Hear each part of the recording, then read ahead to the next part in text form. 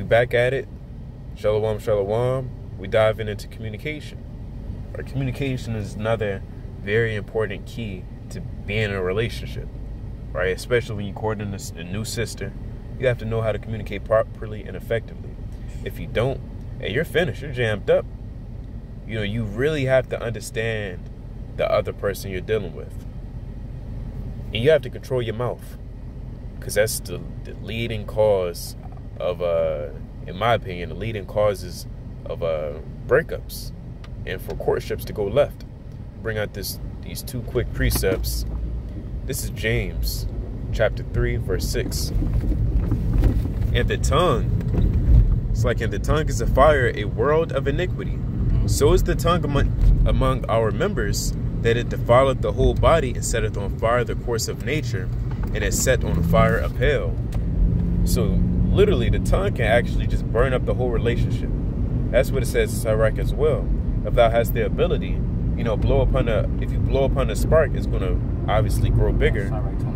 But if you spit upon it, then, you know, it's going to be quenched. So you have the ability to stir up strife or give a soft answer to turneth away that wrath, which is Proverbs 15:1. A soft answer turneth away wrath, but a grievous word stir up anger. So you don't want to provoke each other. You want to know how to speak to each other kindly and effectively. And I say effectively because there's a time and a place for everything. There's going to be a time for, as a man, you got to, you know, put your foot down and tell her what it is, right? And let her know this is going to be done in order and decently, as the Lord permitted. And there's going to be times where you may have to be humble and kind of just give a soft answer, because it's not always wise to just stir up stuff. Eve remembers things. Sisters, they remember, you know, events, situations, like brothers remember precepts. They remember like the back of their hand. And, you know, I don't want to say all Eve, but sometimes Eve, they don't forget so easily. Right? Remember you said this to me? They'll bring up everything. So that's why it's also important to just really be wise in how you speak to sisters. Because, you know, being that weaker vessel, they're going to break easily. I got one precept, Colossians 4 and 5. The classic on that. Ecclesiastes 5 and 1.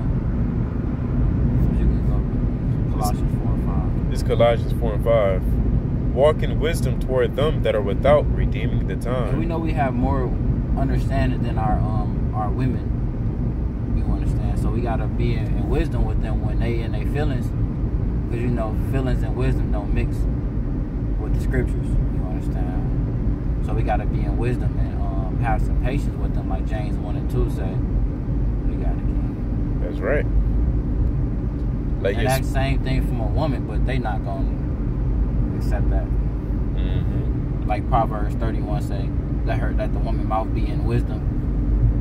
Unfortunately, it's Colossians 4 and 5. Walk in wisdom toward them that are without, redeeming the time. Let your speech be always with grace, seasoned with salt, that you may know how ye ought to answer every man. If you don't know how to answer every man, you're a fool. Surely you have to have some type of wisdom to know how to respond to everything. If you respond with fire, you're going to get fire. If you respond with water and salt, you're going to receive that water and salt-like response or answer. So remember that when you're dealing with sisters, because as you court, it's going to be a journey. And guess what? Y'all are going to get into it. Y'all are going to argue. That's bound to happen. Arguments will never not be a thing being in a relationship. So if y'all get into it, you know, a few times, whatever the case is, don't let that be the end all be all. Eve may cry like the brother said. You may get real frustrated. I want to speak to somebody new now. Hold on, brother. Hold on, brother. If you can't get through this, what makes you think you're going to get through the next situation?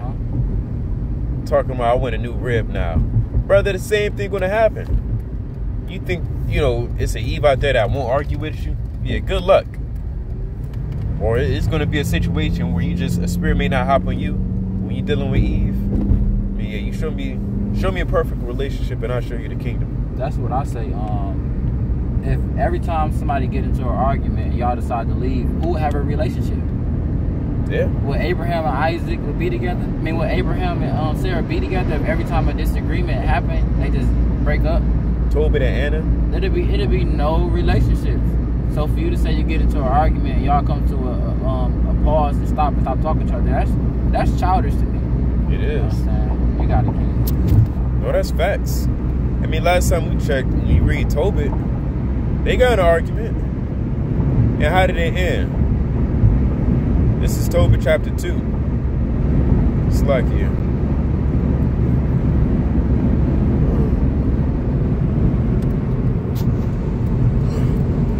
Tobit chapter 2, verse 11.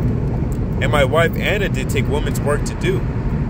And when she had sent them home to the owners, they paid her wages and gave her also beside a kid, a baby goat. And when it was in mine house and began to cry, I said unto her, from whence is this kid? And he didn't whisper. He's upset. Where is this goat come from? Is it not stolen? Render it to the owners, for it is not lawful to eat anything that is stolen. And he just accused her. This is an argument in the scriptures. But she replied upon me, it was given for a gift more than the wages. Howbeit, I did not believe her. Right? He didn't believe it. That's Jake and Eve just going back and forth. I don't believe you. I don't believe you. But bade her render it to the owners. And I was abashed of her. But she replied upon me, where are thine alms and thy righteous work and righteous deeds? Behold, thou and all thy works are known. She didn't call him a nigga woman or a nigga man. She didn't call him Tyrone. She didn't say, well, I'm tired, I have to do all the work. And she said, look at your alms and consider what the Lord did for you. Notice even in this context that Anna gave a soft answer in dealing with her husband. I was mad at her. When Eve, you get mad at your husband, you get mad at this brother you courted, and you just hate him. You call him outside his name. You don't know how to give a soft answer, even though you're still in the right. So there's so much that you can learn from the scriptures and from our forefathers. That's what I was about to say. When Eve catching ill, as the husband, we have to be there to uplift her, to show her what to do and what not to do. You understand? But as a woman, you're supposed to be a defense against death. You understand? So when Tobit catching ill, she actually was there to help Tobit, not to be a next person to pull him down. You understand? So you got it. That's right. That's the next thing to pull him down. And you know, now we wasn't there. We didn't have to be there though. We know through the Spirit. You can read about that in 1 Corinthians. I want to say that's 6. Paul said, I know what you was going through even when I wasn't there. Yeah. I have judged before I was even there. Because I was there in the Spirit. That's right. Paul judged the matter between a situation of a brother before he was there. And we know through the Spirit that she responded slowly. Like it says in James chapter 1, verse 19. It reads this. Wherefore, my beloved brethren, let every man be swift to hear, slow to speak, and slow to wrath. That's plain. You got to be swift to hear, quick to be listening, slow to speak, and slow to wrath. And I read the other day in Proverbs where it says, a fool will not hear the whole matter. 18 to 13. That's what it is. Yep, that's the Spirit. Water. That's Proverbs 18 and 13. It's Proverbs 18 and 13. He that answereth the matter before he heareth it, it is folly and shame unto him. So, we already know through the Spirit how Tobit was feeling afterwards. He's like, damn. He was probably feeling cut. But Tobit was a humble man, and, he probably just said, Khan, yeah, okay, yeah, cut. He's about to say something? Nah. So yeah, knowing how to answer everybody, that's very important. Knowing how to discern the situation, read the room, and examine the whole matter. Right? Know how to communicate with your spouse, with your future spouse. As a woman and a man. Mm-hmm. Not just a man. This is not a one-way street. This is both of us, our relationship. Unless you don't want it. Yeah. Oh, never mind. Yeah, if you don't win it, you'll lose it. So communication is key. Because again, y'all not, I mean, this is not the first rodeo y'all gonna go down. Y'all gonna go down many rodeos. In other words, fights and arguments. It's bound to happen. But as time proceeds, Disagreements. you know, those arguments will kind of dissipate. They'll slowly die off. And y'all may have an argument like once every couple of weeks, whatever. But that's because y'all get to know each other, know how to respond to each other, know how to avoid arguments. Here you go, right. But to get to that point, you actually have to kind of work through it, work through the fire. It was 1 Corinthians 5. I knew I was close. It's 1 Corinthians 5:3. For verily, as absent in body, but present in spirit, have judged already, as though I were present concerning him that hath so done this deed. And that was that man that slept with his father's wife. That's awesome. Right? Paul didn't have to be there to know that brother's spirit and everything. He knew straight up, okay, yeah, he's off. His mind not right. Like a dart. Yeah. So, moving on. How to manage stress. That's going to happen. And stress can come, and I made this last for a reason, because stress can come because those old relationships may pop up. That old sister may hit you up, or she may be on your mind, and you may be thinking, damn, maybe it could have been better with her. Maybe you don't have enough money, now you're feeling even more stress, or you don't know how to communicate, and that's making you even more stress. Maybe you just had a bad week and you don't know how to handle your stress, and you don't know how to deal with it and cope with it, so you smoke cigarettes, and you play the game all day, you get drunk. You got to know how to manage stress, especially by yourself.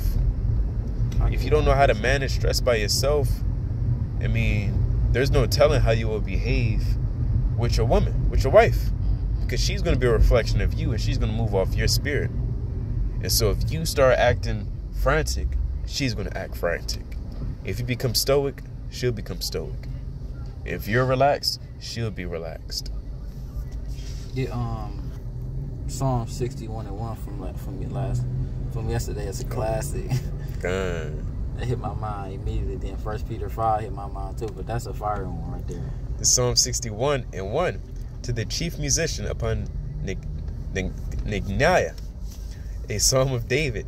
Hear my cry. Hear my what? Hear my cry. I mean, you're stressing. You're going through it right now. If you're crying out to the Most High, you're going through it, man. Well, who cry when they having joy from the Most High? It might be tears of joy, but it won't be a crying like David was crying. Yeah. David wanted to be saved right then and there at that moment from everything. Continue.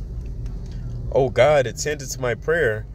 From the end of the earth will I cry unto thee. From the end of the earth, man. Even when I'm stressing, I'm going to cry from you. I'm going to cry to you even if I'm all the way in Asia or I'm against Washington, D.C., you know. Continue.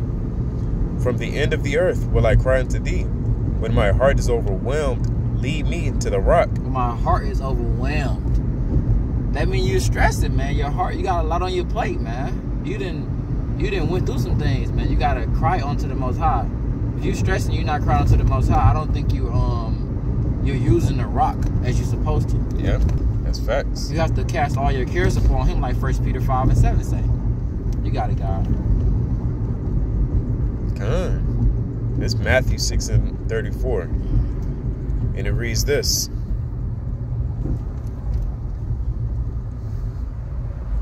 Take therefore no thought for tomorrow. For the morrow shall take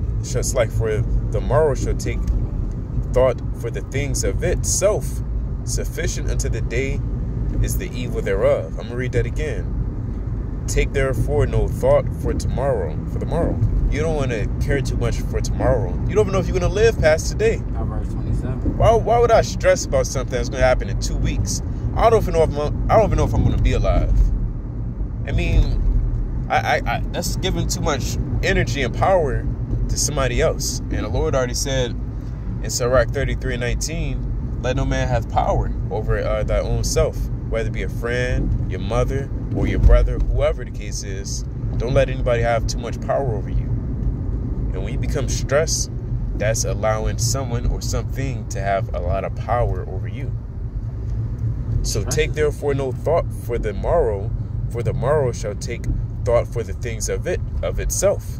What's going to happen tomorrow is already destined to happen. There's no way you can kind of, juke the Lord. Yeah, you can't juke and finesse and kind of double step and break the angel's ankles.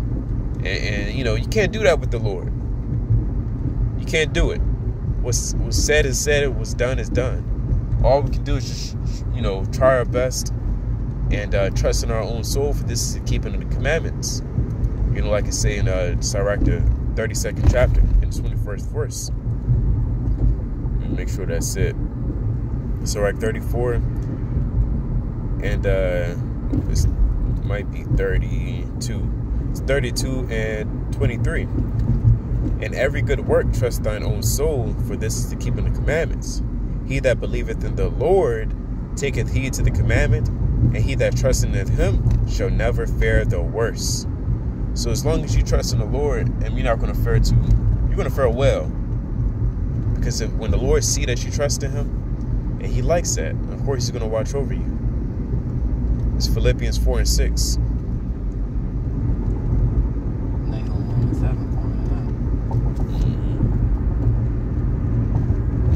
And it reads, be careful for nothing, but in everything, by prayer and supplication, with thanksgiving, let your request be made known unto God.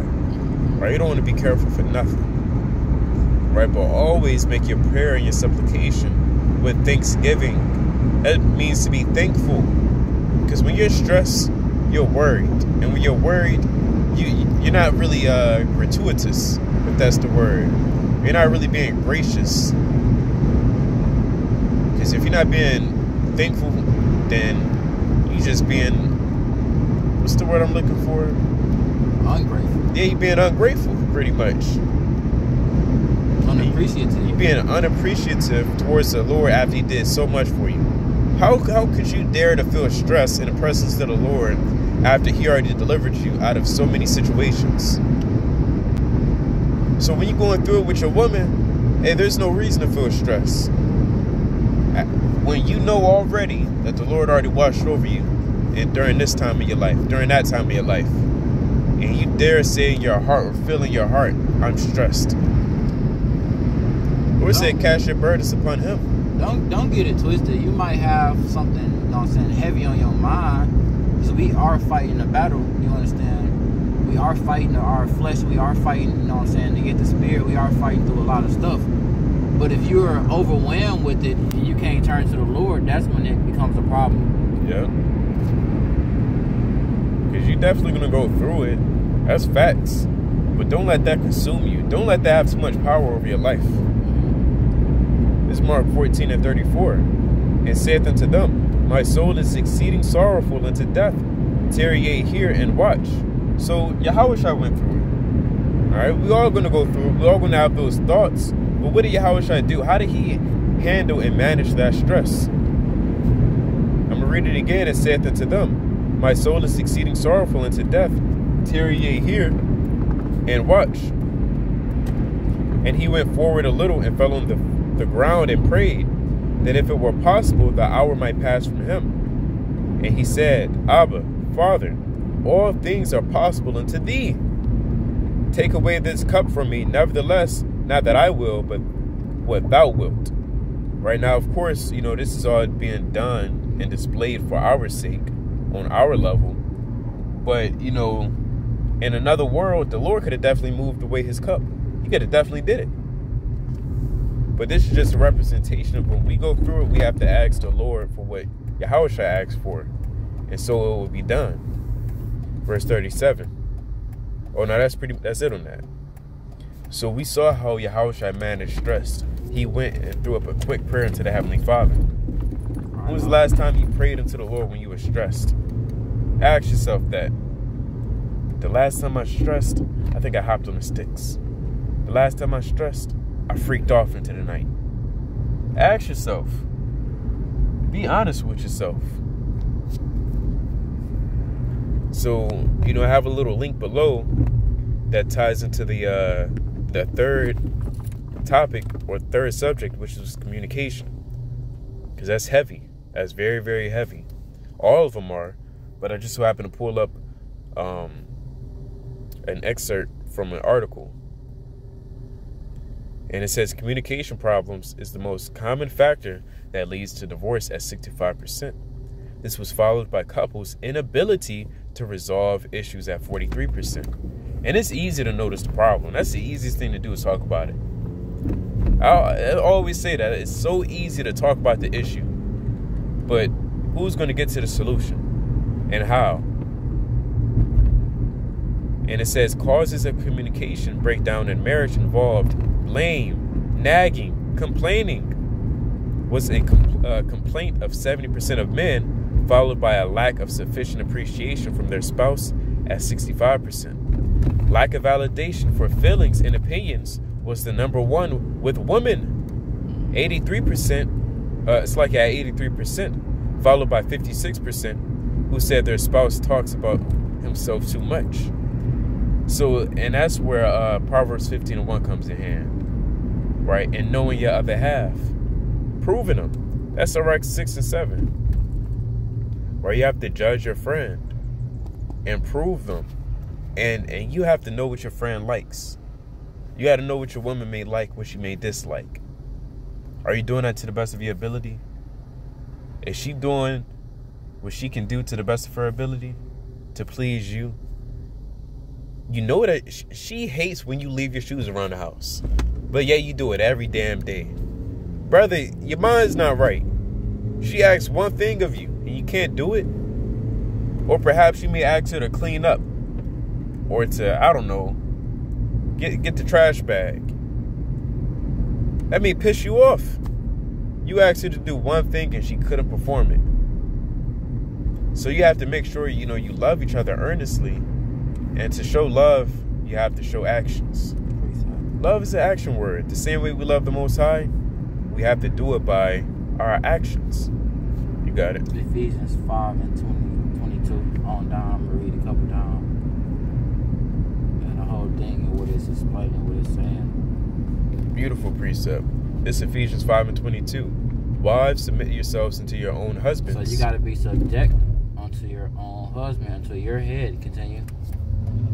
Wives, submit yourselves unto your husbands, your own husbands, as unto the Lord. As unto the what? As unto the Lord. As unto the Lord. On a double fold, this is the children of Israel submitting themselves unto their hair, pursuing to Isaiah 54 and 5, 1 Corinthians 11. The Lord is our head. In Jeremiah 6 and verse 2, we are the women.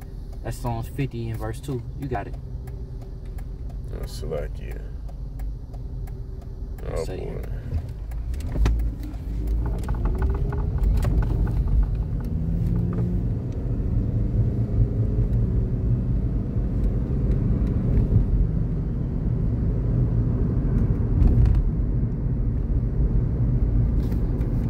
Ephesians 5 and 23. For the husband is the head of the wife. And for the husband is the head of the wife, even as Christ is the head of the church. Continue. And he is the Savior of the body. Continue. Therefore, as the church is subject unto Christ, so let the wives be to their own husband in everything. In everything, not as what you want. Continue. Husbands, love your wives, even as Hamashiach also loved the church. So we can't mistreat our women. We have to consider. Continue. And gave himself for it. And I want to land me back off that. You gotta make yourself a living sacrifice when it comes to pleasing your wife. And if that means, you gotta work some more hours to get the bills paid, to make sure everybody at home is at peace, you gotta do it, brother. You have to. And again, vice versa with the sister. She gotta go the extra mile. If the husband's at home at work all damn day, hey, it'll behoove you. You should go the extra mile. To please your husband. Yeah, to please your husband. You have to come home. You got the to another goddamn exercise, man. After he done fought against the world, now you gotta come home and fight against his goddamn woman. Fight against his wife. Eat some chicken nuggets and a cold ass sandwich, and the bed wasn't made. And, the kids still got everything around the house. And she was on TikTok and Instagram all day. ain't read no Bible verse, ain't Yeah. went over no precepts, can't give me no type of love from the Lord, just there just sitting on your ass. Just lost all the precepts. She lost her hair wrap. You know, she got one sock on, one sock off. She don't give a damn. She gotta love you and go the extra mile. Clothes in the corner, not folded up, not in a dresser. I was gonna get to it, baby. But You had all day. What do you mean you was gonna get to it? The day is over with. The day is over. It's a brand new day now. The sun is set. Wife, you had all day. Now I gotta wait, and then I gotta help. And I gotta read, and I gotta study, and I gotta do this, and I gotta get back to sleep so I can go back to work again. Continue, Don. You know, it's a righteous balance. It takes two to tango. And, you know, when you're in a relationship, you're all cooking. Being in a relationship means you gotta cook. And it can get hot in the kitchen. And you gotta make sure you got the right ingredients and the right spices to make the perfect dish. You're not always gonna get it right the first time. But that's what it means to kind of endure the fire and endure the affliction. Kind of get sweaty in the kitchen. But all that work is worth the reward. It's very much so worth the reward. Y'all going through it, getting through all those fights. Y'all going to be sitting one day on a vacation at a beach just laughing. Remember we went through that, baby? Remember when you did this? Just laughing. Now you learn. Yeah, because you're a learned man. Y'all grew and was patient enough to continue to endure. And that's what we want to see of our people. Continue that on that Ephesians 5. This is Ephesians 5 and where we at? 23, 24. 24. Therefore, as the church is subject unto Christ, so let the wives be to their own husbands in everything. Mm-hmm. Husbands, love your wives, even as Mashiach also loved the church and gave himself for it. Continue. That he may sanctify it and cleanse it with the washing of water by word. Let me jump down. Hold on real quick. It's like jump down to reverence your husband. It's Ephesians 5 and verse Salakia, bear with me 1 second. It's 33. Ephesians 5 and 33. Jump down to that. This is Ephesians 5 and 33. Nevertheless, let every one of you in particular so love his wife even as himself, and the wife see that she reverence her husband. So we are, what the scripture says, submit unto your woman is going into you being more caring and more loving to your wife and being compromising, and let her know that she's supposed to fear you and reverence you and submit, and you're supposed to be there as a couple and link and get things through and being a locked chain, not being easily broken. With that, we're going to bid Israel Shalom.